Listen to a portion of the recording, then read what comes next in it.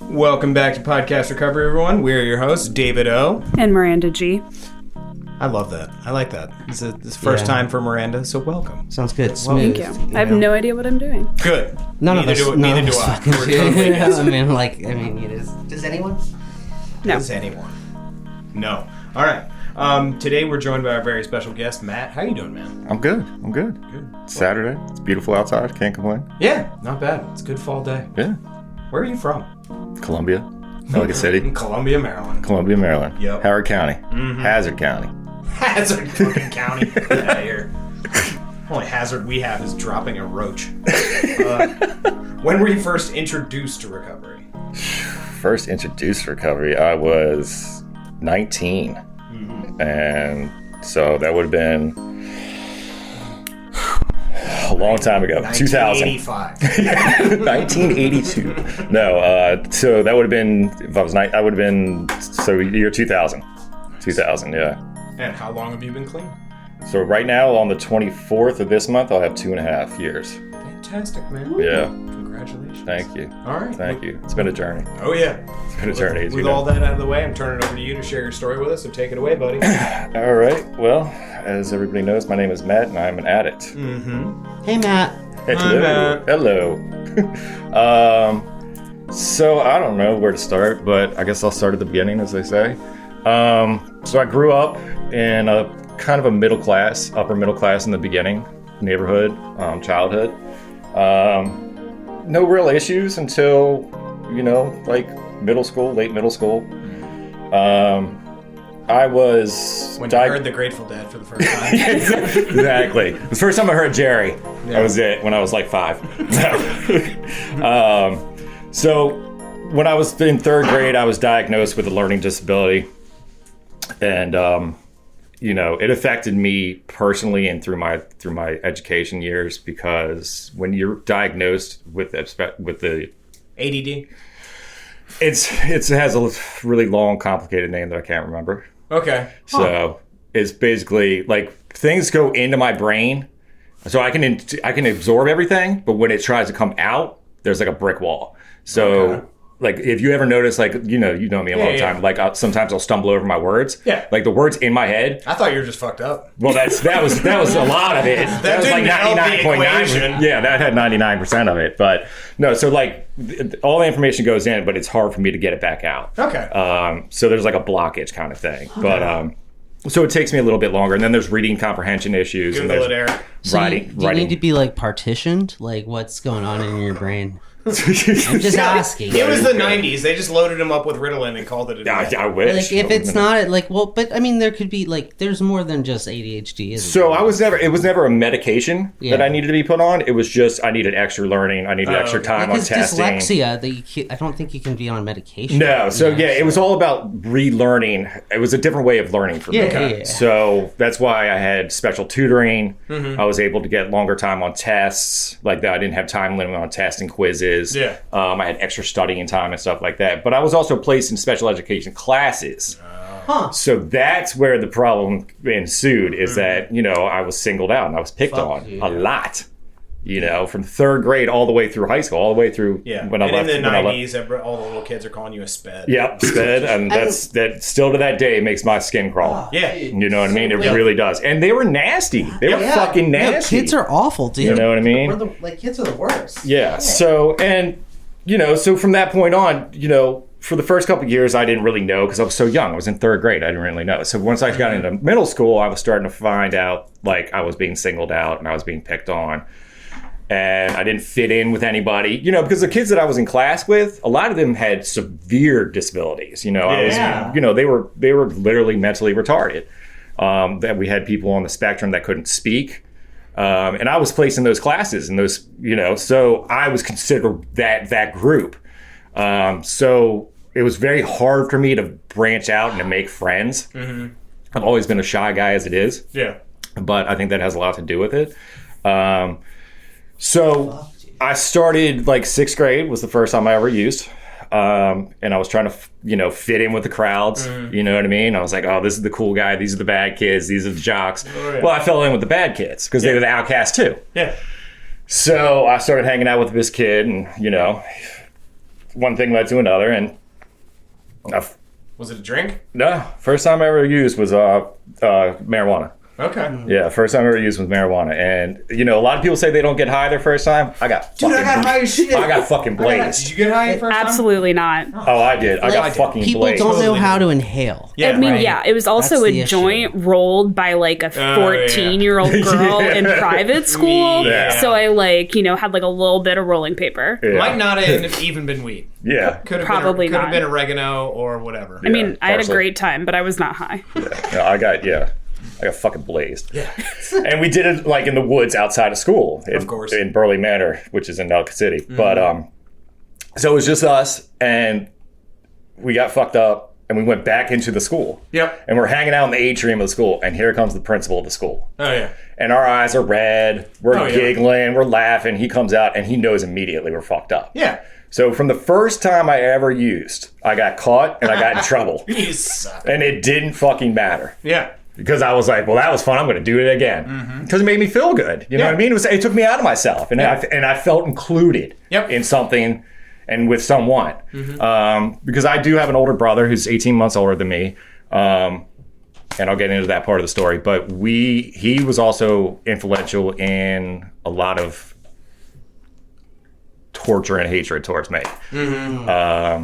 So that also included, so I didn't really feel close with him. I didn't feel close with I didn't have any friends.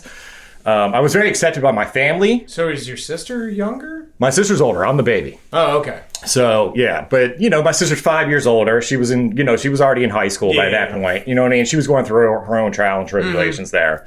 But she's always been supportive. My parents have always been supportive. My brother, like I said, I'll go into that later.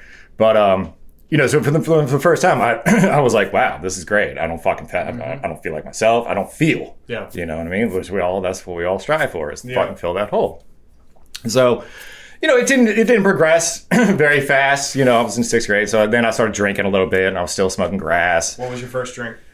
Old English, baby. Ew. Old English. What was yours? Okay, right. So, it was probably like 15-year-old, like opened 15 years ago, triple sec. Right? Because I like went in the liquor cabinet in Nice. in my parents' house, where it was like, it's the stuff they kept below for parties, and I feel bad for their guests, right? You Like, dusted off the bottle. oh, I mean, it was fucking disgusting, right? I like, Yeah. your first drink was a 40. That's great. Old English. That's Because I saw everybody else doing it. My brother was older, so I saw him and his friends drinking it. So I was like, I'm going to drink Old English. I'm cool like my brother.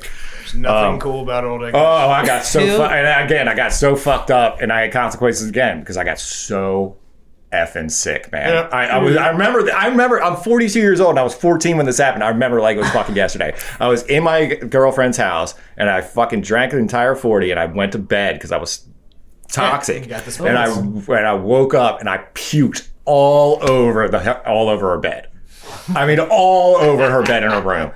You know what I mean? And again, it didn't matter. I was like, oh, that was great. I'm going to do this again. Yep. So throughout my story, there's always consequences to my using, but I never cared. Mm-hmm. You know what I mean? I never cared. It was just part of what it was, So throughout my high school years, it got worse. And then I started doing a little bit dabbling in harder drugs. When I was 16, I did cocaine for the first time. And that was like heaven. Yeah. And that was powder cocaine. When I was 18, I tried crack cocaine. And that fucking blew my world apart. From about 18 to 22, I raged on crack. A lot of alcohol in those years too. And then, with quote unquote softer drugs, but, a little bit of pills, a little bit of, marijuana. Oh, You know what I mean? What they I thought call you were it. referring to crack as like, what a soft. Crack is a softer drug. No. But no, those added in, of course, you know what I mean? And, I wasn't a daily user at that point.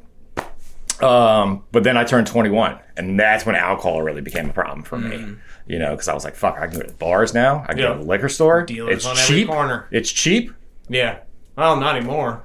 Well, yeah. Yeah. I don't think But- anything's cheap right now. But, you know, so then alcohol really came into it. I actually just got a sweet bottle of fucking ibuprofen for $2 today. Well, shit. 100 pills.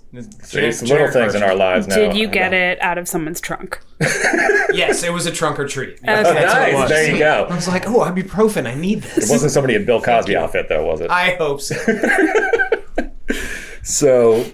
So 21, well, actually before that, so I turned 21, but before I turned 21, when I was like 20, again, consequences. I was at a friend's house and we were drinking and I was going home and I had an open fucking container in the car. Of course. And I had an 89, this is funny, I had an 89 Cutlass at the time, 2-door.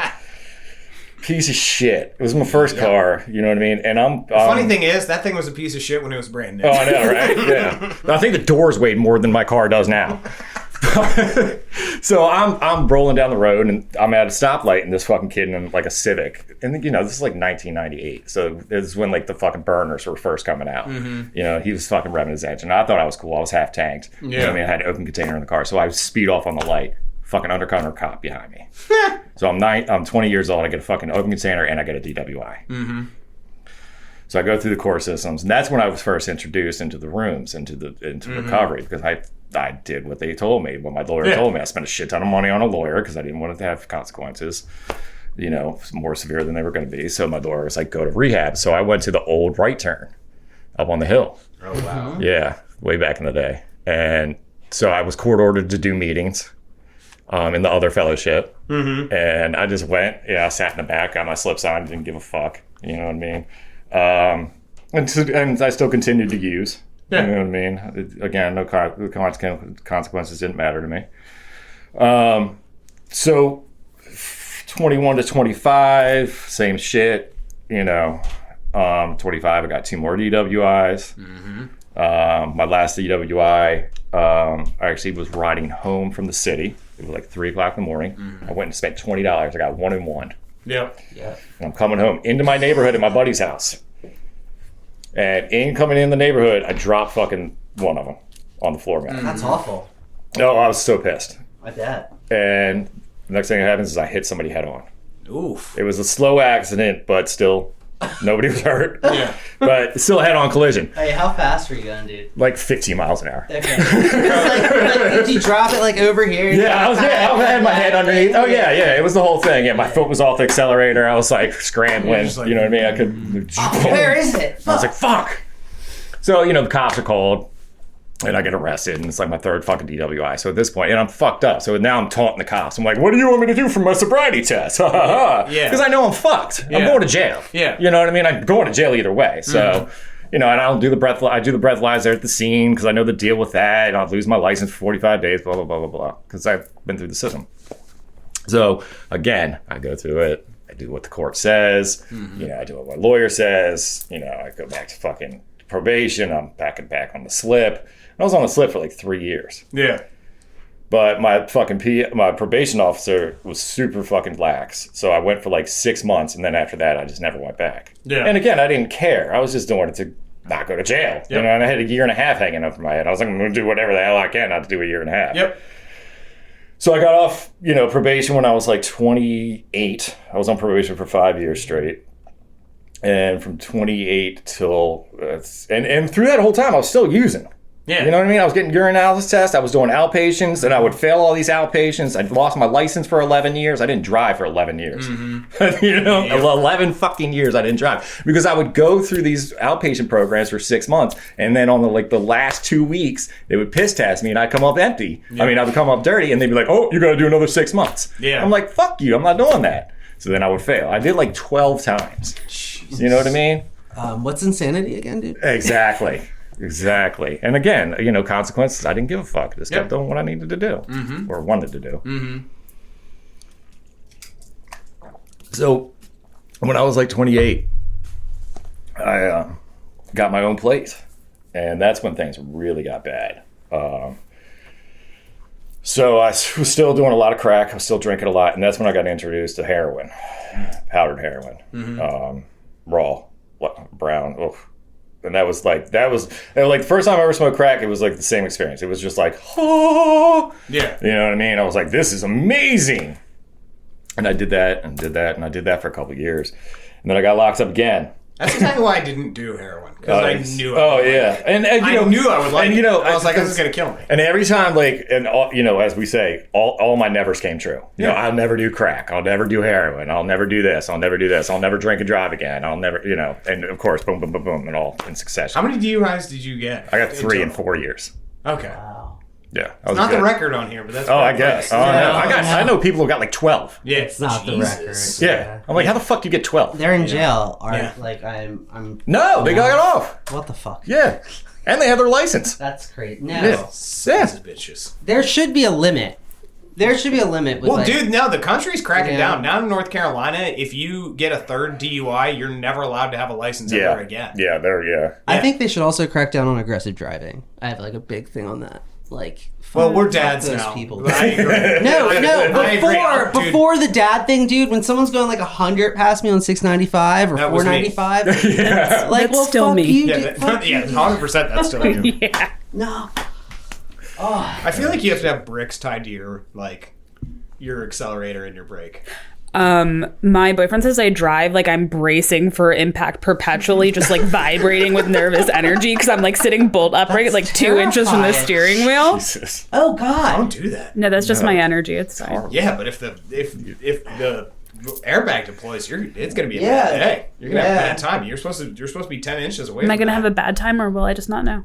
You might. God. It depends on how close you are and how fast. Darkness, yeah. my Okay. Anyway, so where were you? I have no idea. You asked him how many DWIs he got. He got 3 in 4 years. Lots of DWS. DUS. Okay, so then when I was 28, I tried heroin, and it was glorious for me. I mean, as bad as that sounds, but it was. And I rolled, a lot of coke, a lot of heroin, a lot of heroin. I mean, I was doing anything and everything, and I was living alone at this point too. Yeah. And of course, I wasn't paying shit on bills. I was collecting unemployment at this time, so I was like a hog in heaven. Yeah. You know what I mean? All I did was stay home and get fucked up. I was, I had delivery service, and it was so good, but so bad, so bad. Of course, there's delivery Well, heroin. now there is. I mean, I'm sure That's what like drug dealers back in the are. day, there Yeah. was- Okay, that's fair. Drug dealers Yeah. are literally That's fair. just Uber drugs. Yeah. If you I don't pay- know. Not like you had to kind of go places like before though. It was like you had to Oh, go, don't like, worry. I was still you know doing. what I mean? I was still You had to hitting the go to streets. This whole like Yeah, I was still going downtown. Yeah, I was still going downtown. sketchy spots, but you had that Yeah, I was- one solid connector who's like, yeah, I'll come through. Yeah, Yeah. I was still hitting Emerson and Poplar. Oh, good lord. That was fun. Yeah. But so then I got locked up again, for a stupid charge. It was like a bar fight. What? Yeah. You got into a bar fight? Well, that's what they charged me Like as. an assault or like what is that? Yeah, they tried. So I got in an altercation. I was fucked up at this bar. What bar? Fucking Caton Tavern. Yay! Yeah. Close by. Yeah, well, I was living in LA City at the time, so. We just started having words, and I don't know. I fucking have a very vague memory of it because I was blacked out drunk for the most part. Mm-hmm. I just remember waking up and the cops standing over me pretty much and were fucking hauling me off. Yeah. So I did get charged with assault. I mean, later on, I got out of the charges, but I did get locked up. And since my other charges were there, and still, I still had a criminal record, they were like, "Oh, you're not getting out this time, buddy." Mm-hmm. So I had to fucking end up staying in fucking Jessup for like a fucking week and a half. Mm-hmm. Well, let me tell you, Jessup doesn't do shit when you're a heroin addict to help you fucking wean. Yep. Other than lay in your fucking cell, Yep. shit yourself, Yep. and cry. Mm-hmm. And have your upstairs neighbor tell you that they want to rape you. Oh, That was my experience coming off detoxing from heroin. Oof. That was fun. Doesn't sound fun. It was not fun, but I'll tell you what, I've never done. Well, I shouldn't say that. I didn't do heroin for a long time after that. So I did try, after that experience, I did try to get clean. And my quote unquote clean was I didn't do heroin, I didn't do cocaine, but I still smoked grass and I still drank a lot. But I was good. I wasn't doing the drugs, you know? it didn't matter. I was still a fucking mess. Yeah. I was living back at my parents' house. You know, here I am, 30 years old, living at my parents' house. And from 30 to 37, I was in and out of my parents' house. I was in and out of relationships and girlfriends' houses. I was in and out of friends' houses. I was couch surfing. Mm-hmm. You know, I never had a steady employment. I never had a place to live. Well, I did have steady employment, but I never had a place to live. And, you know, where I was working from 32, you know, they didn't give a fuck. No. You know what I mean? Nope. I could do anything. I could do anything. They cared, but they didn't. They turned a blind eyes to it. The line was so far away that in order to attain it, like, you would have to set a fire in the establishment. Let me tell you, on my last run, it was the only time I've ever been asked to leave work, and I was so fucked up, I couldn't see straight. Yeah. And she took me to the walk-in, and she was like, "You have to go home." And she'd never done that before. And she was yelling at me. Yeah. But I'd been up for like 3.5 days. And then I just did a fucking hit of fentanyl before I came in. Oh, good lord. Yeah. That's Wait. bad. Yeah. A hit, like a bump, not a smoke. Yeah, bump. I say hit, but I'm confusing words again. But so enough about all that bullshit. You know what I mean? I had a long run. I fucking used from 14 to 37, 38. And in 2020, February 14th of 2020, I was living back at my parents' house. right. It was great. It was fucking awesome. 38 years old, living on my parents' couch. Yep. Fucking fantastic. Bachelor. Using their car, because I didn't have a car, because I crashed my car again. And I was at this point, I wasn't doing a lot of cocaine. I was doing it sparingly when I could, because I was living at my parents' house. I'm not going to smoke crack. I mean, I could smoke crack in my parents' house, but I just tried not to. It has a bad smell, though. Like, It is. They kind of, like the fucking couple times I did, they kind of knew, what is that and I was weird, geeking out like, too. metallic? You know, and they were like, "What the fuck is wrong with you?" Because they've Surprised seen they me. don't have a Yankee candle for that. Yeah, right. It could Crack be, smell. You know, it could be very reminiscent for people. And they'd be like, "Oh, that's nice." Well, you I know, bet if you go on Etsy, you can find one. that's it. Crack candles. a crack scented candle. I mean, I bet there's a Burning market plastic. there, you know? Eric, Google it. All right, keep going. I don't even think it's worth Actually, yeah, don't do that, because you're gonna get on some sort of list. Yeah. And don't do that. Crack Don't do that. candles. Yeah. Crack candles. That's like an SNL sketch or like a Dave Chappelle sketch. Yes, that's hilarious. Yes. So I was really bad at drinking at this point, like very bad, like to the point like I was drinking a fifth a day. Wait, that's can never I? good. Can I? I'm gonna interject. So Yes. our owner, the guy, Ah, he's gone now. yeah, So yeah. His name was Kevin. Yeah. This is the most outrageous alcohol story I have ever heard in my life. is this? I think I know which one this is. Dude, so not only like heard, but I witnessed this shit. So this guy, he had throat cancer, so he had a stoma. Really, really bad alcoholic. And so he had a hole in his throat, so he could no longer drink alcohol. And he couldn't eat properly, so he had a feeding tube in his stomach. What he would do... Did he move it?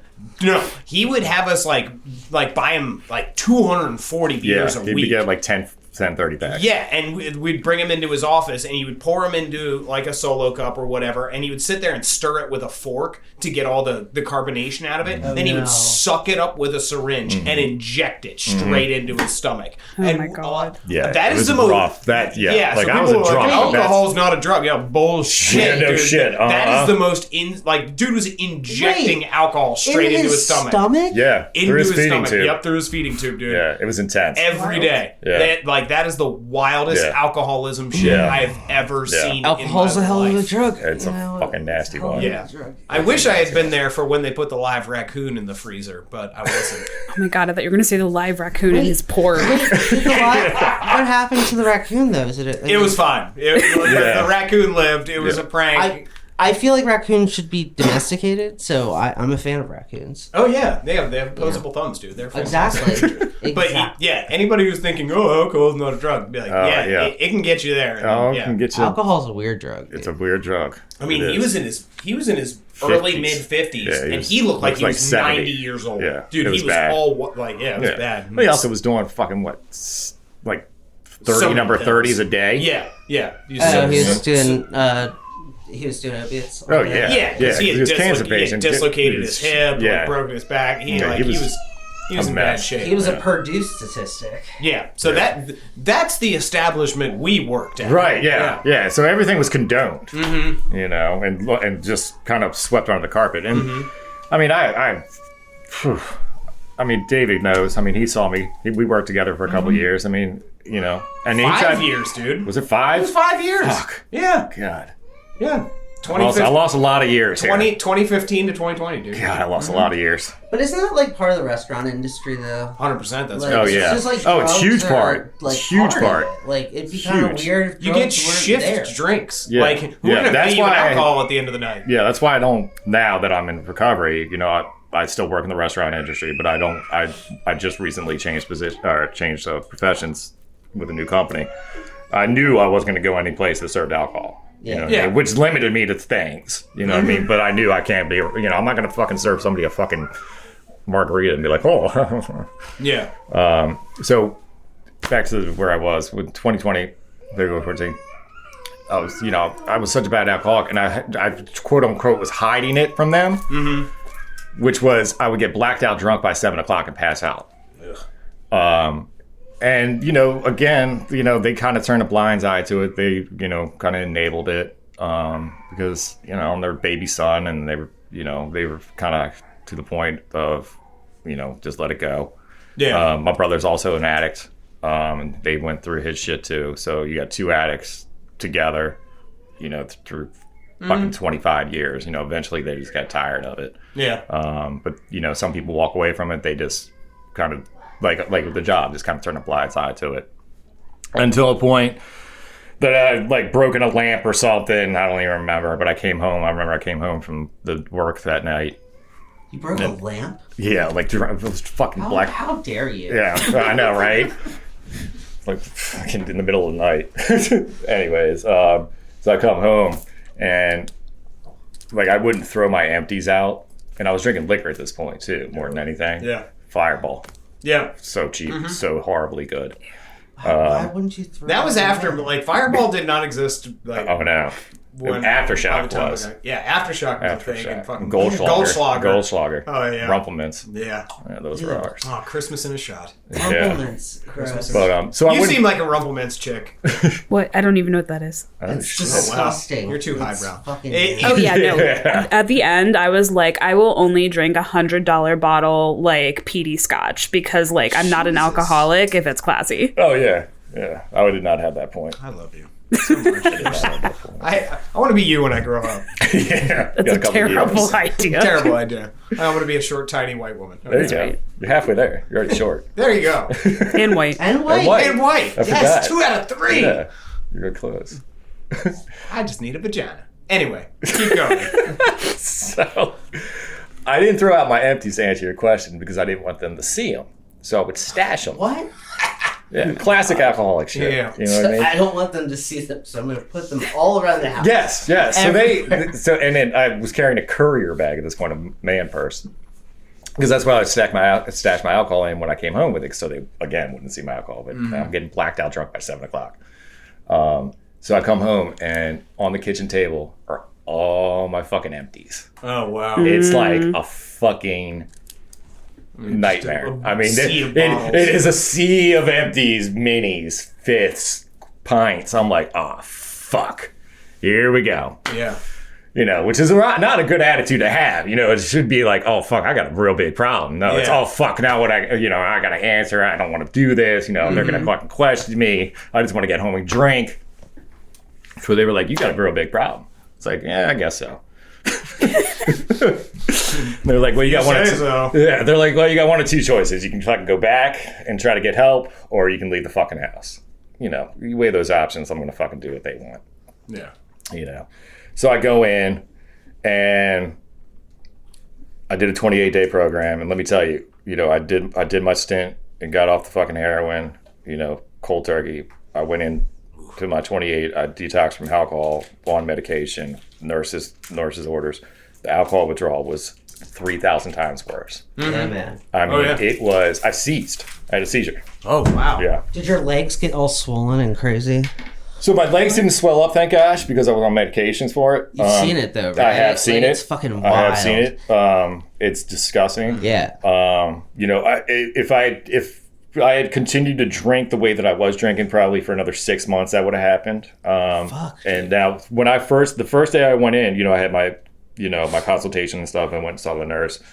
And I told her everything that I do and how much I do. And I had stopped drinking the day before. And I had to drink every 6 to 8 hours, where I would start going into DTs. Mm-hmm. Yeah, literally bad DTs. I mean, you remember my hands. You remember my hands. Dude, yeah. It was ridiculous. I couldn't even drink a cup of coffee at the end unless I had a shot in the morning. Yeah. Oh, dude, that's never good. So, the nurse was like, when was the last time you had a drink? I was like, it's been over 24 hours. She was like, you are going to get on medication right now. She was like, because you could die. Mm-hmm. You know what I mean? She was like, if you don't have alcohol in your system, I was like, oh, fuck. Now I'm scared. Yeah. They gave me fucking Klonopin and, Valium and shit. I was like, this is wonderful. Yeah. Thank you for this. That was the first day. And then the next day, you guys are getting a 5-star review. Right. Yeah. Then they, brought me back. And that's when I really started detoxing hard. And that's when, and throughout all this time that I had used, and I had known I was an addict. I had been introduced into the rooms. My brother was an addict. We went through counseling. We went through fucking Al-Anon. And so I knew full-heartedly, I was like, I'm an addict. I'm a drunk. Mm-hmm. You know what I mean? Whatever you want to call me, whatever you want to classify me as, it doesn't matter. I'm a fucking garbage head. That's what I am. Mm-hmm. And I was okay with it. I was proud of it a lot. Yeah. I was like, that's my style. That's my lifestyle. That's who I am. That's what I'm going to embrace as. And I was okay with it for that fucking long. And then when I got in there, I went through my shit. And, once the fucking brain fog came out, which took a week and a half, where I fucking finally just started feeling a little bit normal, could actually eat and could keep my eyes open and not want to die. I was like, I'm 38 years old, about to be 39. No, I just turned 39, actually. And I was like, something's got to change here. Mm-hmm. And I wasn't to the point of being totally abstinent from everything. I was like, well, maybe I'll just start drinking on the weekends, or I'll just have a few. I won't drink liquor. What we always come up with. Or I'll just, when I get out, I'll just smoke weed. Yeah. Blah, blah, blah, blah, blah. So I was at that mind point for a couple of days. Then, I started really listening, and I started doing some homework, and I started doing, some real self-reflection on myself. And I was like, let me try to start taking this a little bit seriously, And I had a lot of support in there. I made some friends in there, some real strong ties, and I met a woman. Yeah, of course. Rehab romance, baby. Ooh, so good. So I got out to continue this relationship, and moved too fast. Yep. And moved in together. We should buy a boat. Exactly. Moved in together. We should buy a boat. I thought we were on ABC, bitch. You're at Q. Yeah. You're on a completely different wavelength. Yeah, fucking craziness. So we lasted. We were together for a couple of years, but so I had 9 months, and I was like, I'm good. I was hitting meetings. I had a home group. I had a sponsor. Mm-hmm. I was starting to work steps, but again, I wasn't in it to win it by any means. I was more coddling to everybody else. And finally, about 9 months, I was like, you know what? The dispensaries were just opening up because medical was coming out, and everybody at fucking work was like, "Oh, everywhere smells amazing." Yeah, and then this guy was making homemade edibles, and people were eating them at work, and I was like, "Oh god, that looks so good." So one day I was just like, "Fuck it, I'm gonna start fucking eating edibles." Mm-hmm. Well, let me tell you, as we say, once too many, 1,000 is never enough. That's fucking exactly what happened, man. I fucking did 1 edible, then 4 edibles, then 5 edibles, and 9 edibles. Good Lord, Jesus dude. Christ. Yeah. And that was within a week. I was 1, and then I was like, oh, let me do 2 at work, and I'll do 1 at home. And then I was like, oh, I'll do 3 at work, and I'll do 5 at home. And then a week and a half later, I was like, well, that's not enough. So I was never an edible guy. Oh my god, it was such dude. a weird high. It's it's not that type of it's not meant to get you high like that, dude. No, I know, and that's what I didn't like. I was like, comatose, dude. Yeah, I was sitting on the meat slicer like. Do you remember the old school vaporizers? Yes, I had one. I hated that fucking high. Yeah. That high sucked so bad. Oh my god, it was. I don't know. It was loopy, weird. Yeah. Like, I feel kind of spaced. I'm classy high. Yeah, exactly. I'm a high class high. Give me a blunt. I'm a David, piece that's of your shit. that's your resentment, though, really, right? No, that's just me Isn't being it? a total crumble. Can we be honest? Well, see, like your resentment towards higher class, right? Oh, that's why you hate me. Yeah. Yeah, shit. 100%. You literally are everything I'm not, and I'm just like, I hate this bitch. And the truth comes out. Oh yeah, absolutely. But see, I can recognize it, so I can hold on to my defense. Oh, nice. Yes. Justify. Yeah, absolutely, Justify. totally. So edibles just weren't enough. And then one day I was at work and there's a liquor store right next door. And I was like, fuck it, I'm getting a bottle. You know, I'd gotten in an argument with my girl. And she had caught fucking me with fucking weed in my car or something. And she was like accusatory. And of course I was fucking lying my ass. Oh, it's old. It's been in there. Blah, blah, blah. And it was fresh as shit. I mean, it still sounded like a skunk. Yeah. You know what I mean? Yeah. It was still wet. Yep. You know, and I was like, oh, it's old. She was like, bullshit. So I was like, fuck it, I'm going to go get a drink. Well, that drink turned into 2 drinks. That drink turned into 4 drinks. And that drink turned into crack. And crack turned into fentanyl. And I went on a short run for like a week and a half, 2 weeks. I went back, did another 28 days. That cycle occurred like 3 more times in a year. And then in late April of 2021, we had a really big blowout. And she told me to leave. And we were both using at this point together. Which, again, so you add rehab romance, toxic relationship, codependency, hatred. Yeah. For no reason. Because Yeah. we're both just fucking miserable because we're both using. Mentally unstable. You know. And, you know, you add those all together. You're telling and it's- Miranda's story right now? Yeah, that's right. I have never been to rehab. Really? I'm wildly mentally unstable. Nice. That's accurate. Well, that's good. Yeah. So, I don't think I ever... No, I went to psych wards quite a few times. Oh, but yeah. never It's rehab. Not Yeah. the same. Yeah. Yeah, not the same. Not the same. yeah, I went to the psych ward to sleep because I didn't have anywhere else to go. I fucking loved the psych ward. Yeah, I did that a Psych couple wards are a times. good I didn't have anywhere else to go, so I was like, fuck it, I'll go fucking do a fucking 72 fucking evaluation. It's insurance covered like spa week. Yes. For some God. I always went to the fucking Where county. were you Yeah. going, Ryan? That's where I was One at. north. Like- Yeah, I think One one north, north, baby. One north. That was not. Yeah. So then, you know, after that point, after she told me to leave, I was off, man. I was off to the fucking races. I didn't have anywhere to go, but I had money in my pocket, so I went down to fucking Ramada on Catonsville. Hell yeah, dude. Yes. Good job. Yes. Well, it's not the Browns Motel, so at least you're... Hey, That was my next step. That was the my next Browns step. Motel, like, what Dude, a great world's little... don't tell me you have been in the Rooms Browns of the Motel. world. I've been in a room there. Yeah, I have too. Yeah. I've been many times. Oh, I God. grew up in the area. I Don't mean, act like you're better than me, Eric, ever Hey. again. Why? Shit's, I drew my line at the Browns Motel. I thought you were a Schitt's Creek fan. You don't appreciate the Browns Motel? This was before How dare Schitt's you. Creek, and I don't like What about the scabies. Tip Top Thank in you. Elkridge? No. I've been there too. Is that the place that charges by the hour? Yeah, so you can get the fuck bungalow, yeah. or you can get the room with the heart-shaped The jacuzzi heart-shaped jacuzzi. with a Love mirror on motel. the ceiling. The vibrating bed. Mirror on the ceiling. It's good. Ooh, vibrating bed. Yeah, and it was mirror on the awesome. ceiling? It's Yeah. fucking fantastic. So I was staying there, and I was on the variances, man. I just never stopped, and it was the hardest I think I've ever gone in like a 3-week process. And that's when I was told to leave work. You know what I mean? I had nowhere to go, and then after like 2.5 weeks, I was running out of money. Yeah. You know what I mean? And I was running out of everything. And you know, I had been in the rooms for like a year and a half at that point, or a year at that point. So I had made some real friendships and real relationships. People actually fucking cared about me. You know, outside of being, you know, my using friends who don't, you know, it's such an oxy fucking moron to me. Yeah. Now that in hindsight, you know, so all these people were reaching out. My sponsor was reaching out. My grand sponsor, who's now my grand sponsor, was reaching out. Like, you know, my family's reaching out. And of course, I was telling her, "Oh, I'm almost done. I'm almost done. I'm almost done." I had no intention of fucking stopping at all, you know. And at this point, fucking opiates have been introduced back into my life, and I was doing fentanyl. So one morning, I wake up and I'm on the fucking floor, and I have no idea how long I had been there. So first time in my entire fucking using career, I threw drugs away without having the cops on me. I actually threw drugs in the trash or in the toilet and flushed them down. I have no idea. I've done that before. I never did that. Never without the fucking cops fucking being after me. No, it's like your prayer. It's like that kind of like, no, you know what, tomorrow, like, I'm going to throw these away, and then you're like, ah! Yeah, that was my attitude about it later on. Good Lord.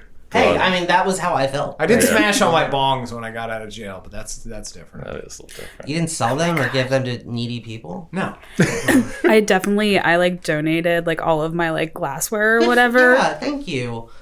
Which means at the end I tried to smoke weed out of a banana one time. Oh, shit. It doesn't work. It's not an apple. It's not an apple. Not an It's not an apple. It's not an apple. Like, what did the banana do? Like, What did it do? Melt? Turned black. Failed to be an apple.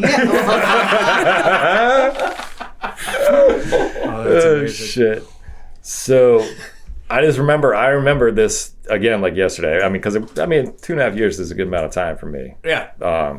But you know, it's still so vivid in my brain, and I want it to be that way for as long as I can stay in recovery. Because I never know what tomorrow's going to hold for me. I can't guarantee that I won't use tomorrow, but I know for this moment right now, I don't want to use. I don't have the desire to use.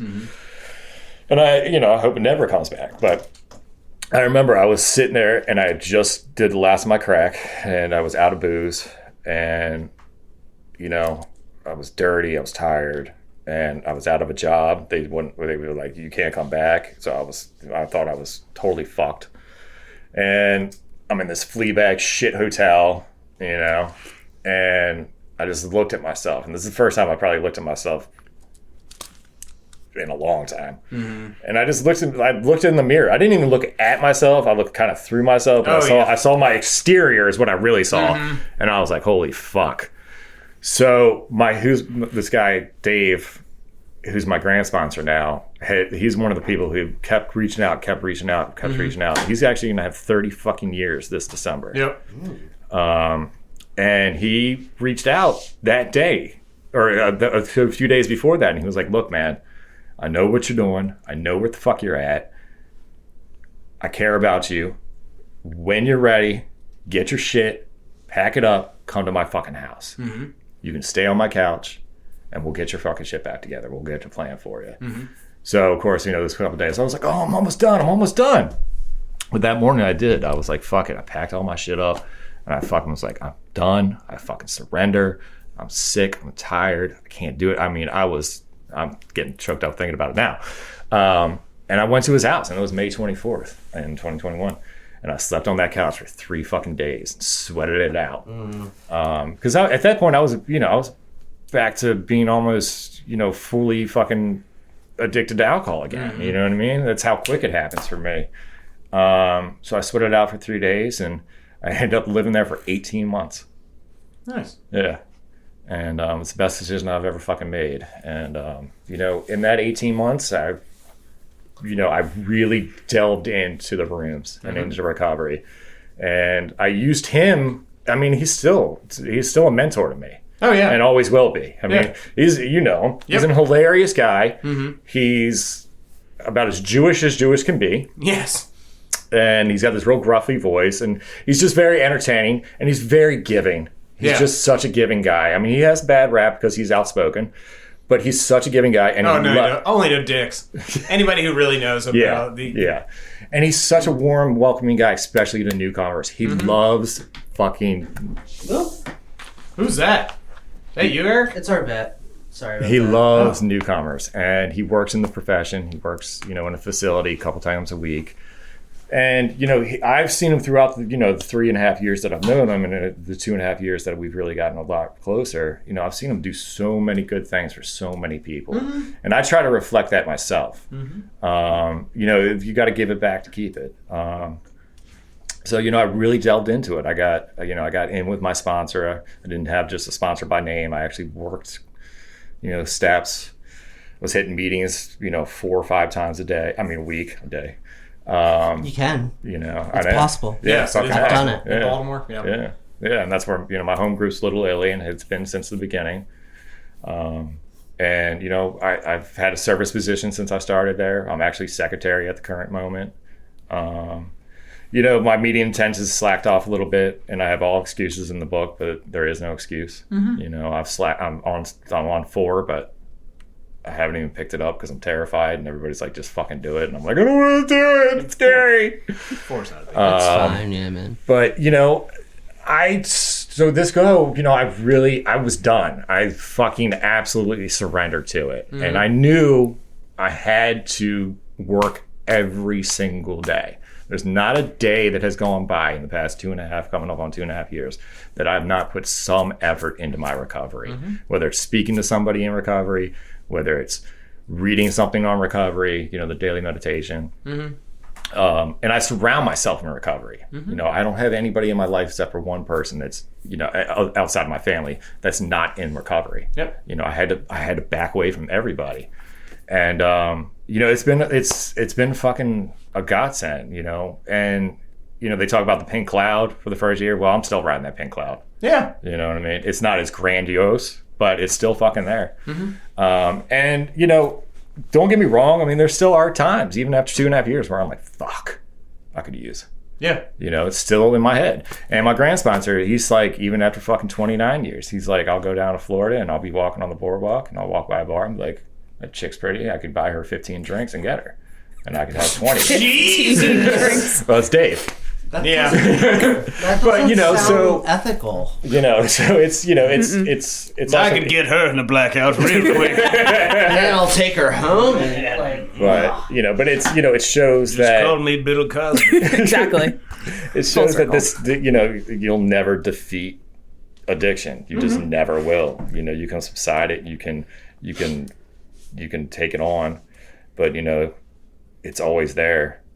And as long as I put it in the work, I'll reap the rewards. And over the past 2.5 years, let me tell you, man, the shit that has come my way, through my higher power and through the hard work I put in, has been amazing. And I would never change my life for anything. I wouldn't even change my using experiences because it's really made me grown as who I am. Yeah. Is it sad? Of course. I think any addict has some sort of a sad story. That's why we used. But I would never change anything that I went through and what I've gone through to be where I am today. Nice. In the 2.5 years, I've grown so much. I've matured. It's weird because I'm 42, but I feel like fucking a man finally.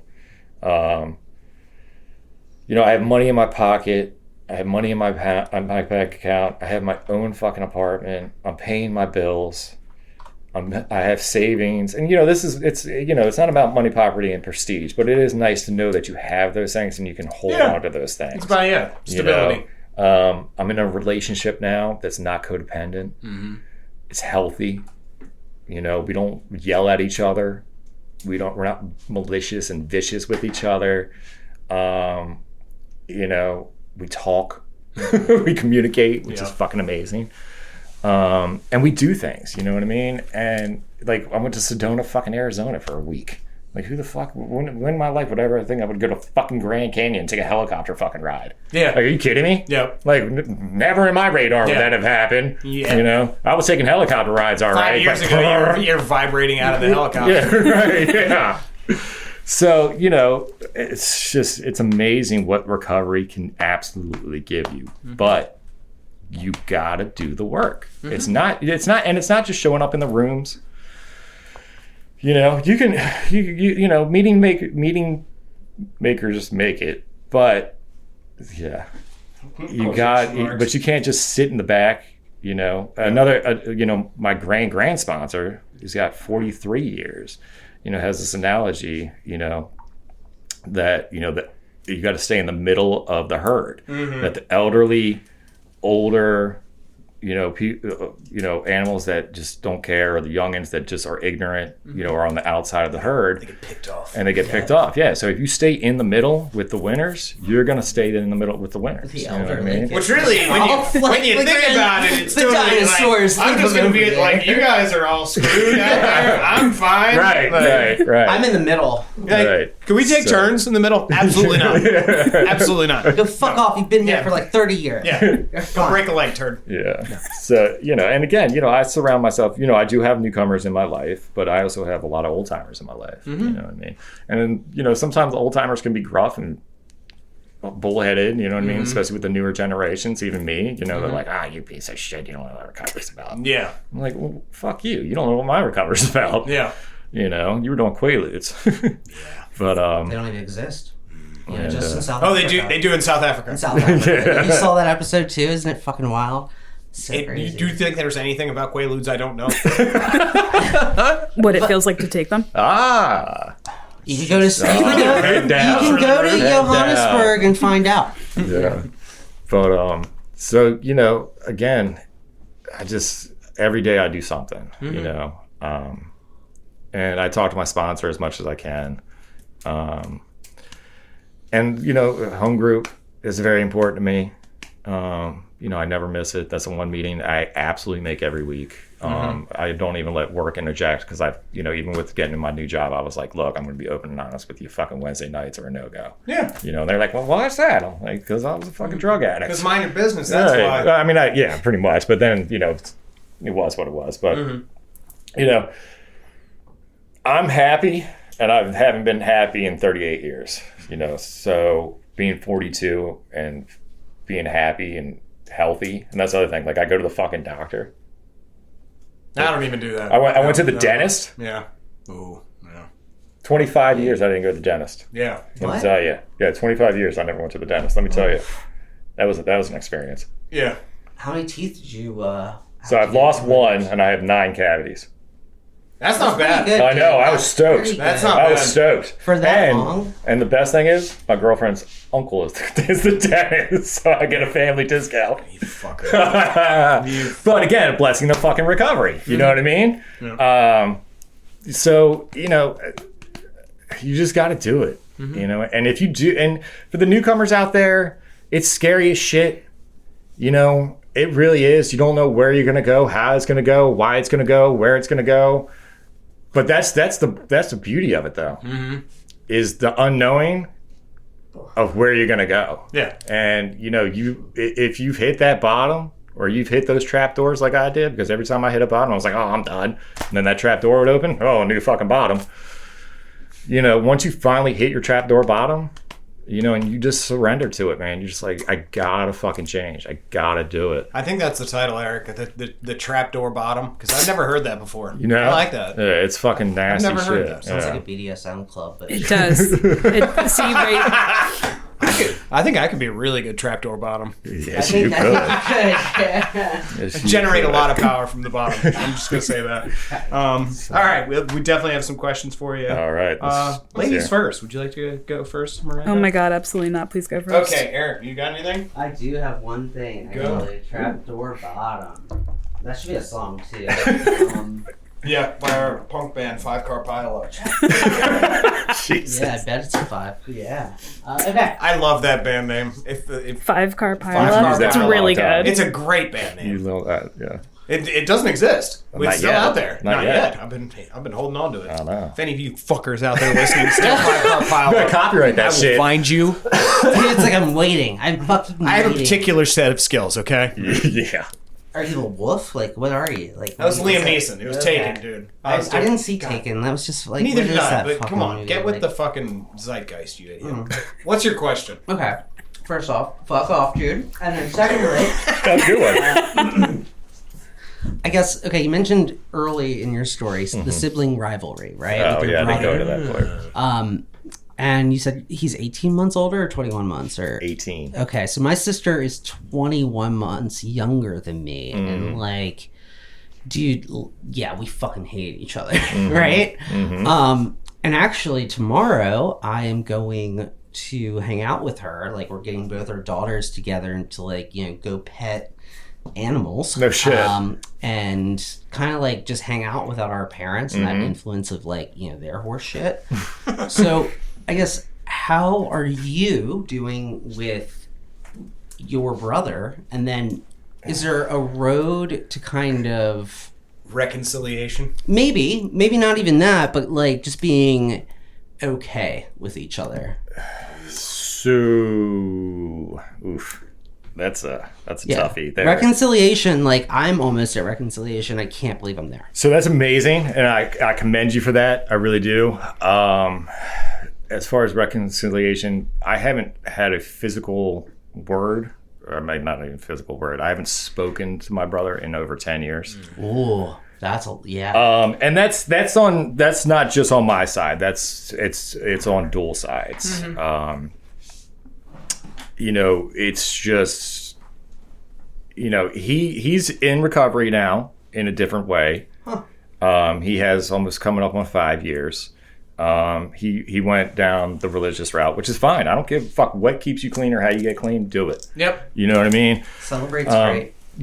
Exactly. But as far as, our relationship is concerned, he has a lot of mental issues that he doesn't take care of. He has communication with my parents. He has communication with my sister. But as far as our communication, it's just, I'm not at the point where I can. And I think, once I really, and this is what I talk to. Do you see it potentially being an 8th and 9th step thing? I think it's going to be a 4, 8, and 9. Oh, yes. Yeah. But A big part of 4 and 5, Yeah. Down the road, maybe handwritten note. As far as verbal communication goes, is there a crack in the doorway? 10 years today's world, no. Okay. That's No. amazing. 10 There's years just not. is like commitment on Oh no, both sides, dude! My one sister, Yeah. that fucking door is slammed, bolted. There are booby traps behind it. Fuck you. Yeah, I mean, I My would like sister there out to there, be. fuck you. I don't give a shit. Yeah, no, there's I'm just. sorry, I got 11 years clean, but she's a piece of shit human being. Nope. I just, Eric will co-sign me on that. He's heard that bullshit. Yeah. Yeah, everyone has their own intentions behind it. I mean, and again, I commend anybody that can mend those relationships and can build on those relationships. And I, as far as I'm as strong as I am, I think that could possibly be one thing that could be a trigger to take me out. Hey, dude. Yeah. Oh, dude. And that scares the shit out of me. It took me a long time to get to the point, and like it came out of fucking nowhere where I was just like, I should probably mend this. Yeah. And I was like, I just have to. One of us has to be the bigger person. Yeah. But and do reach you out. I don't think you have to mend all relationships. Like I haven't spoken to my dad in 15 years. If I want and in my recovery, daughter to have like a close relationship with her cousin, I do need to do it. Yes. Right. But yeah, sometimes I think, I don't know, relationships get to an irreparable state. And I have 2 of those in my family. And is it going to be worth ultimately potentially triggering myself emotionally and psychologically to get some sort of whatever fantasy relationship I wanted? I mean, we're never. Yeah, we're not. Yeah, I don't think we're ever going to go back. I mean, he lives in Florida now. You know what I mean? Not that geographical difference doesn't really matter because we can always communicate through 1,000 different ways. But I mean, I do get, he gets the information about me and I get the information about him through my family. And for today, and for the past 10 years, that's just how it is. And I think, for now, until who knows, we'll see. Yeah. Like I said, with newcomers and when I first got clean, I didn't know what tomorrow was going to bring. Tomorrow might feel differently. Maybe I'll wake up tomorrow and be like, man, I really do miss my brother. Yeah. I don't feel that way today. Right. Yeah. It's hard for me even to say that I really have love for him. And that's fucking tough. I get that too. And that hurts that even to this day, after everything we've been through, I still have trouble saying that, but it is the truth. You know what? You don't have to love everyone. You don't have to. I'm right with you. You know what? Some people fuck off, right? Like you're a piece of shit. Yeah. Like we don't have to love you if you're a piece of shit. Yeah. I love you as long as you're over there. Yeah. Stay the fuck away from me. All right, what you got, Miranda? Mine is a little bit more of a surface question, and I'm just being real dumb. What the fuck is a 1-in-1? I do not know what that means. So What do you mean? A 1-in-1 is a packet of heroin and a packet of coke. A little bit boy and girl, you know, that put them makes together. sense. It's a Yeah, sweet Okay. ball. Right. Yeah. I never heard the boy and girl thing until I didn't start working in Baltimore until I got clean, and I like heard that well, like that's- fucking yeah. walking through Lexington Market. Oh yeah, Lexington. Yes, I am. Yes. They're here like, Yes. yo, 1-in-1, Yes. 1-in-1, 1-in-1. 1-in-1. Got 1-in-1 for you. Yeah. Um. The 1-in-1. Yo, yes. 1-in-1, 15, 1-in-1. You can do a follow-up question if you have a different question. Oh, no, I don't have a follow up question to that. That was a pretty straightforward answer, and it makes a lot of sense to me. No, man, I don't. I will, but like right now, I have test anxiety. That's fine. I'm sure David's got a bunch to say. I do. Jesus. I see a list over there. Yeah, it's a few. All right, so like Eric and I have talked about this numerous times. There's kind of two separate surrenders. Obviously, there's surrender once you get into recovery, but like really the initial surrender, which you talked about, was surrendering to your addiction. Oh yeah. And like, so how crucial was that when you just sort of accepted that that mindset of, like, I'm an alcoholic, I'm a junkie, I'm whatever, and how did that really just escalate and worsen the whole problem for years? So, having the realization and the comfortness for me of being a fucking junkie and quote unquote alcoholic. I mean, we're all addicts, so it's hard for me to define myself as an alcoholic or an addict. Yeah, Like, yeah. people say in the rooms, don't say alcoholic when you're in this room. Alcoholics and don't say, are a little weird, though. I'm like, look, I'm a fucking addict. I don't care what you describe me as. I drank, I used, whatever the fuck you want to say. But for so many years, I was okay with it, so I accepted it. And like I said, I boast about it. That became my personality. That became my persona. Hey, there's Matt. He's a fucking drug addict. Hey, there's Matt. He's drunk again. Hey, there's Matt. He's fucked up again. And I got into the counterculture lifestyle too, with the hippie lifestyle when I was in. You are wearing a Pink Floyd t-shirt, so yes. Are you? Yes, I am. So, yeah. Animals. Oh. Yes. So, and I geared towards that and tried to hype myself up as this, we all put this chameleon on. And, deep down, I didn't like being that way. I didn't want to be a fucking addict. Nobody wants to be a hippie. Fuck you, I did. All right. And I still am a fucking hippie. Whatever, dick. patchouli. Yeah. How's the granola treating those cavities, you fuck? Pretty good, actually. That's why I lost one tooth. Granola's great. Crunchy granola, bitch. So, for that longest time, I accepted it and I embraced it.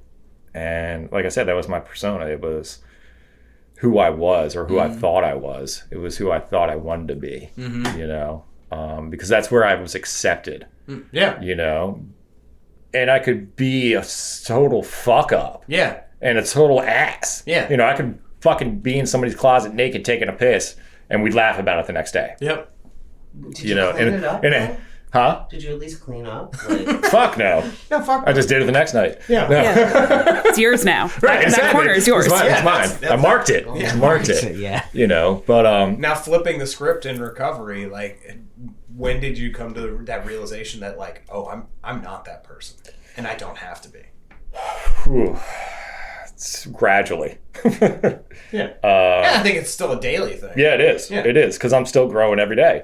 I think, initially it was that first day that when I fucking looked at myself and threw myself in the mirror, when I accepted my surrender, when I knew I was done, I was like, you are not who you fucking pretend to be. You're so fucking unhappy. You're so fucking depressed.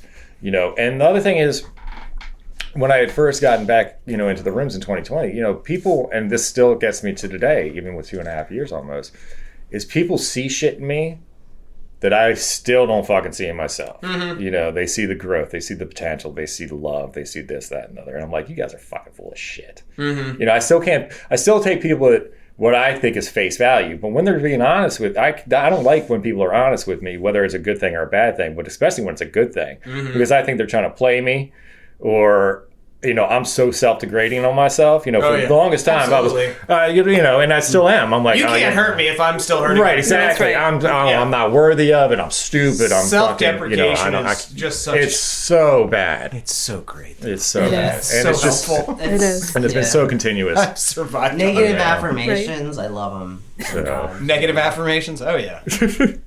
But so I mean, yeah, like you said, it's on a daily basis. But every day I do feel like I get stronger, and I have bad days. Yeah, I do. We're humans. I fucking have bad days. Mm-hmm.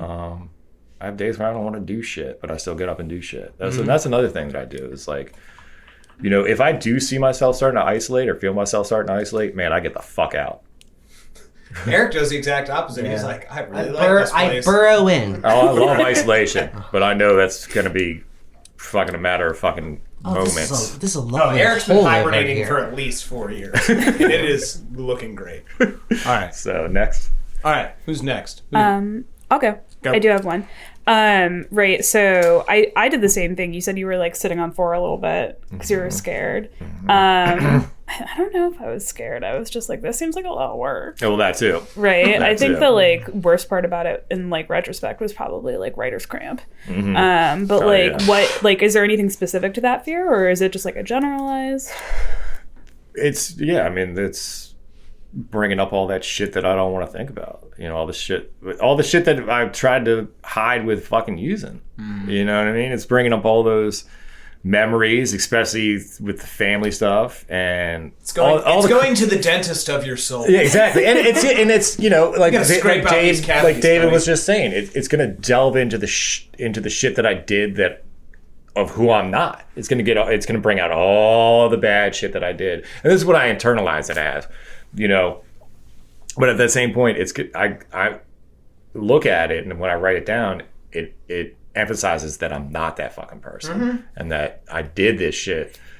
Not that it's excusable, but I, you know, had reasons because it was fucked up. You know, not that it makes it better by any means. It's not a fucking excuse, or you know, makes it right. But you know, but it's a lot of hesitation because of that. Yeah. You know, it's. Do I want to bring shit up? Like we were talking about with my brother. Yeah. You know, those triggers, those memories, those thoughts, those fucking feelings. I'm still scared of feelings. Yeah. You know, I'm still scared of feeling feelings. So, you know, more than anything, I think I'm just hesitant because That's where the growth is. But I know. That's Fuck the growth. po- Fuck that's growth. the name. Fuck that. That's the name of the podcast. I'm growth enough. what? Yeah. Still afraid of feeling feelings. So, but yeah, I think I like that's a TrapDoor. I like trapdoor bottom. I just feel like I need to open up like kind of like a club in Mount Vernon. we could do with like that. B-52s Like, covers and call ourselves trapdoor bottom. Yeah, and some Pretty much. beaches, like Rock Lobster. beaches on the Can- weekend. Miranda, can you play the triangle? No. No, that's a no. No, that's a hard one. Yeah. Let me just stare into space silently. What's wrong with her? Fucking mescaline. She'll be fine. let her ride it out. Little- She's little getting into the K-hole smooth action. zone right now. Okay, well, All right. What do I got?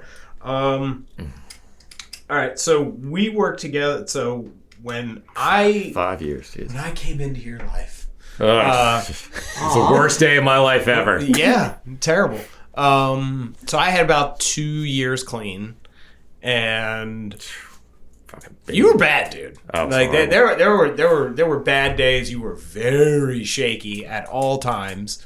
Like physically, like your hands would shake. Like how you were wielding a kitchen knife. Why anybody let that happen was reckless. And like you were always really supportive of my recovery and everything, and like we talked about it a lot, and like we talked a lot about acid trips and shit. Like that. Yes, we did. Yes, we did. What is that like? I don't know. What's that feel like? And like, were there any thoughts of like, you know, seeing somebody in recovery doing well, and you knew it was available for you, and still not doing it? Yeah, I mean, I saw.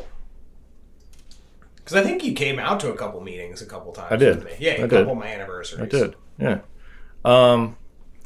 You know, I knew the gift was out there, and I saw the gift in you, Yeah. and you were, you know, I did struggle, and you know, you were. I never always, browbeat you. Or no, you anything. didn't. You were one of those people that, you know, it's promotion, not attraction. You know, but it was attractive to me.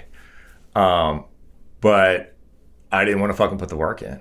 I didn't want to fucking be clean. Yeah. I just didn't. I was happy being miserable, as fucked up as that sounds. It's oxymoron, but Yeah.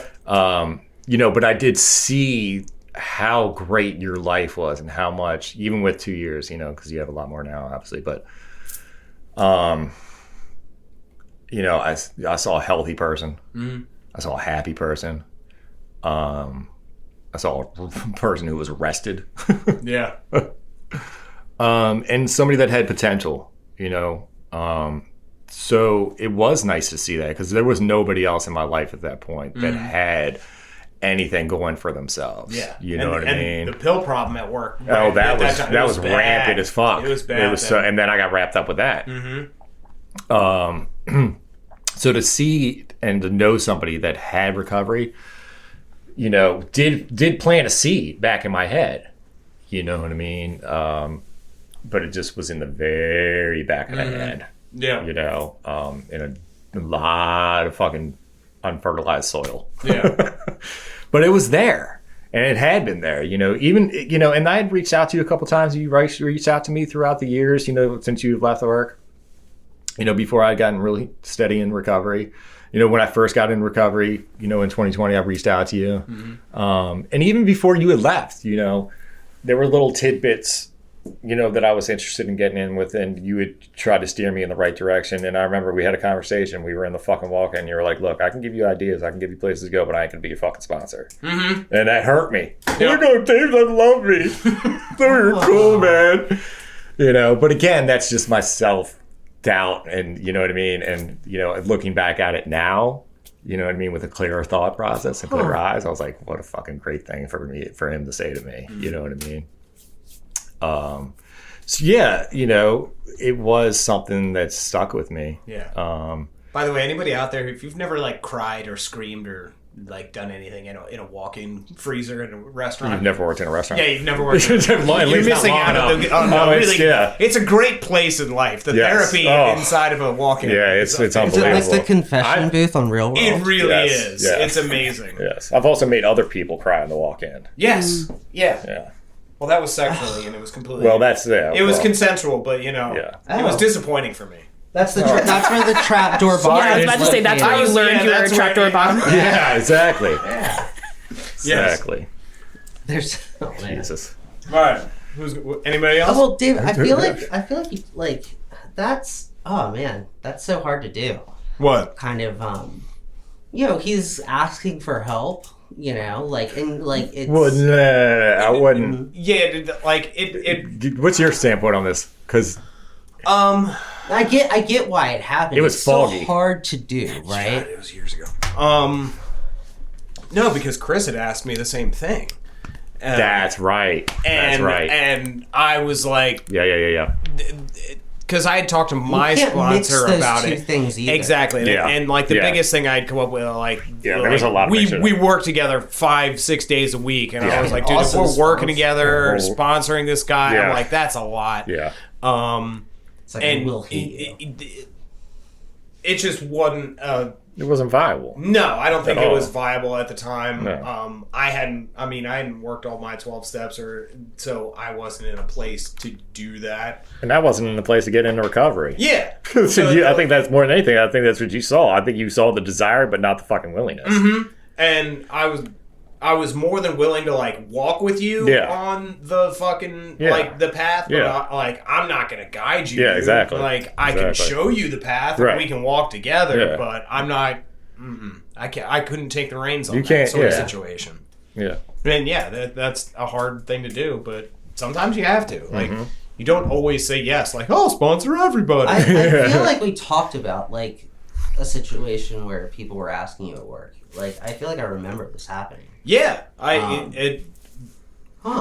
Yeah, one of them would, and he asked me again recently, and I was like, "Did he really?" Yeah, I was like, "Sure, show up to this meeting." He never showed up. Yeah, so it's Billy did too. Billy came out for one. Oh, really? For one. Good for him. Yeah. He likes all of our podcast recovery posts. So if you're listening, Billy, Billy, come back out. Yeah. You're always welcome. Shoot me a text, bro. You're always welcome, my friend. We love you. Subscribe, buddy. Yeah. What you got, Miranda? You got anything else? No, man. You're out? Tapping out. Eric, are you out? I said I only had one, you know? Okay. Just a one and one. I don't have, you know, just... Yeah. He had a one of one. Shit. I just had a one. Shit. You know? Wait. The one and one. I lost the other one in the fucking... In the car seat? car, dude. Damn, I hate when that happens. What were you about to say? No. Nothing. No, man. No. Just like terrible thoughts Sorry, that I'm going yeah. to keep on the inside. Absolutely. That's growth. You have to let those out, though. Growth is not keeping them on the inside. All right. Yeah, I'm gonna round out with one final question. It's gonna be a two-parter. Okay. No How group has questions from David today. what? Oh, no. Nothing. No what? No group questions from you today. We can do a group question. Do you want to do a group question? I'll do a group question. All right, so we'll do that one first. You had one ready? How did we ignore red flags in our addiction? Like, because What do you mean? you're like, well, I'm getting arrested. I'm doing like I'm getting my third DUI, and I'm just Creeping continuing weird like places. you kind of knew you had a problem, but at the same time, it's like a level of complete denial of just like, oh, red flag, oh, it's a red flag sale. like how did you just completely just blow past all of them and just continue doing what you were doing? Exactly what you said, denial. And just complete and utter disregard and not acknowledging it. Just being like, it is what it is. Acceptance is more than I think is where I'm looking for. It was just, this is how it is. This is what happens. I mean, so many fucking red flags and so many consequences throughout the years of my using. It would seem like every time I would try something new, I'd always get in trouble, and then I didn't care. Again, because that's how my personality works, is that if I like something, and it can be anything, it doesn't have to be drugs or alcohol. If I like something, I'm gonna fucking go on. Yep. No matter fucking what. So it's acceptance, it's denial, and it's ignorance to it. Yep. It's just like, I didn't have the knowledge that I have now of it either, that there is another way out. There were avenues that I knew I could take, but again, I was like, fuck it. Why am I going to go down that? I don't want to be happy. I don't want to be clean. I don't want to be clean. That was another thing. I didn't want to be clean. Yeah. I was like, I'm happy being a fuck up. Or what I thought I was. Yeah. So. Rebel. What about you, Eric? How are you ignoring your red flags? Well, David. So glad you asked. Tell me what you think. Tell me what you feel.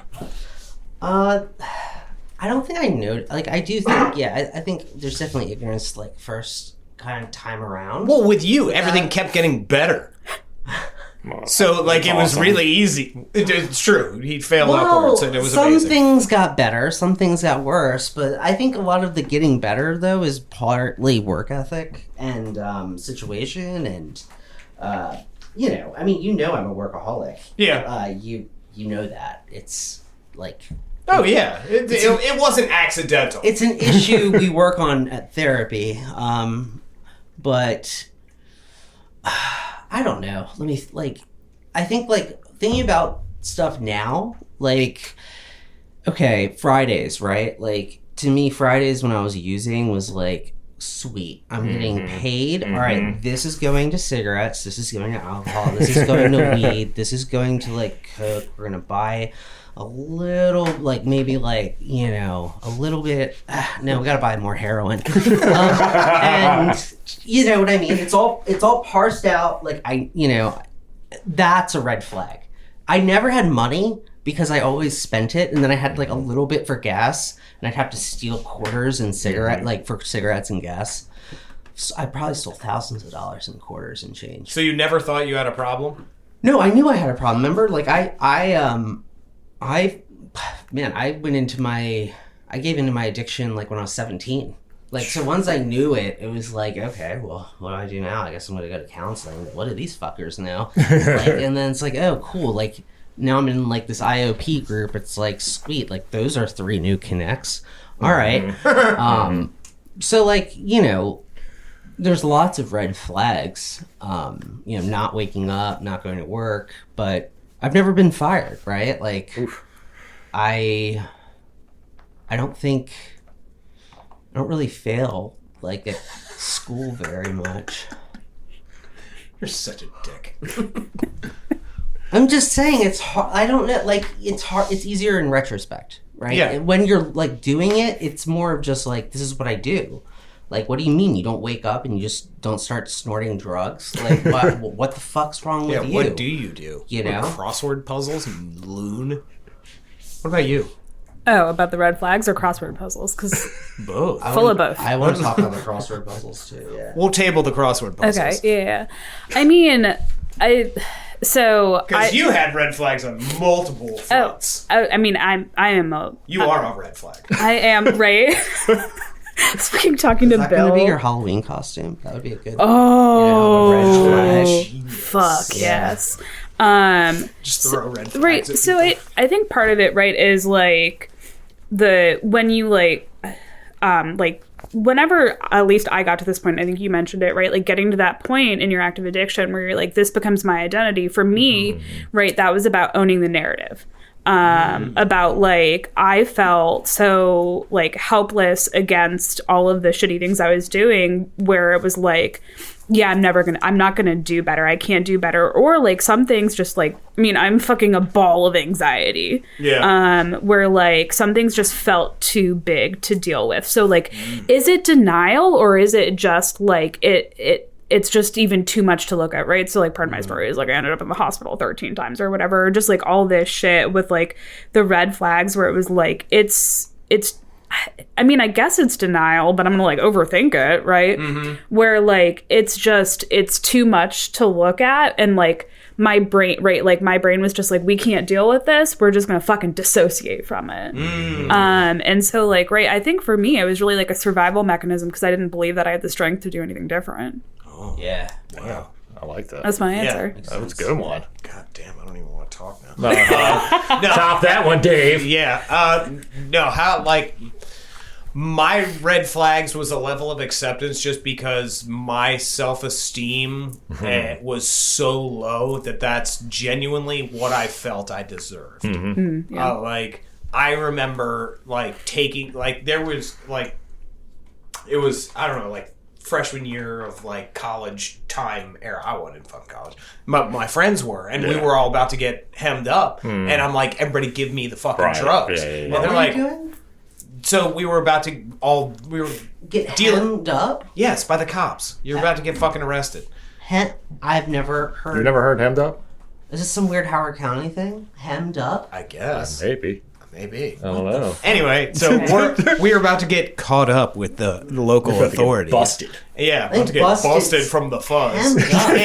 And these guys are all in college, and I'm not. And I'm like, I'm a piece of shit. These guys have something to lose, and I don't. I was like, give me the fucking drugs. And then I would be the only one that... Dude, I took the charge numerous times I know. in that scenario because I was like, they're going places. I'm a piece of shit. I'll take the charge. Also because I kept getting slaps on the wrist. So I was like, it's whatever, dude. Right. That was like, another thing, yeah. I was like, oh, what? I'm going to have to do some fucking drug classes? Is that like I'm going to have to martyrdom? be clean ones? They don't care. Like some martyrdom in that, though, David? Probably. Right? Like, there's multiple neuroses that falls under, I'm sure.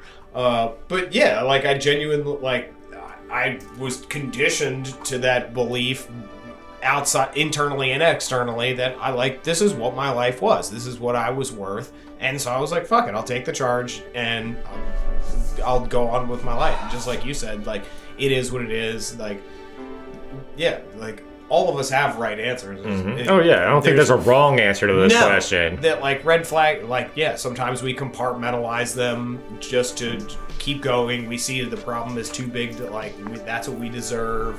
We also like, justify them too, right? Mm-hmm. Like I think that's like a lot of what I and, did is like I'm sick, so I'm like okay with this. Yeah, this like, shit happened to me, so I'm allowed to do this and that. Yeah, and red.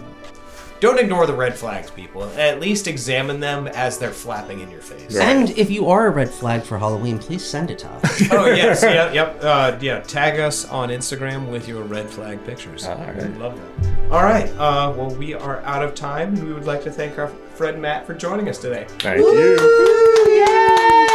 Yay! One last quick minute. Anybody needs that message of hope, what do you have to say directly to them? Just get out there and get in the rooms. Even if you know, are scared and don't think you want it, just get in there and listen. You know, take the fucking cotton out of your ears, put it in your fucking mouth, man. And listen to what other people have to say and take suggestions. You know, recovery is a fucking beautiful thing. It really is. To not be bound by addiction, I just can't say more about it. All right. Well, thank you again. And here at Podcast Recovery, we're aiming to expand the scope of support for recovering addicts. Accessibility and convenience of helpful services is paramount to combating addiction. We work to bring the message of recovery to every addict, wherever and whenever it is needed. We believe that a powerful voice of recovery should be attainable, practical, and at the touch of a button. Every addict deserves to hear a message of hope, and Podcast Recovery is here to provide it. All right, everybody, thanks for joining us once again. Go to all our social media outlets, I guess zombie Twitter now, which is X, I guess. Go to that. Zombie Twitter, yeah, that's what it's called now, it's fucking stupid that he named it. It's fucking Twitter. That's his Go fucking... He's named other companies X. He's such a turd. Like, he's done this before. Like, so how long have you fucking... Elon, if you're listening, you fucking suck. Go, like our Twitter. Instagram, Facebook. For more information about us, podcastrecovery.com. Like, share, subscribe. Help keep the mics on because we are self-supporting. Join our Patreon. But most importantly, everybody out there, stay safe and stay clean.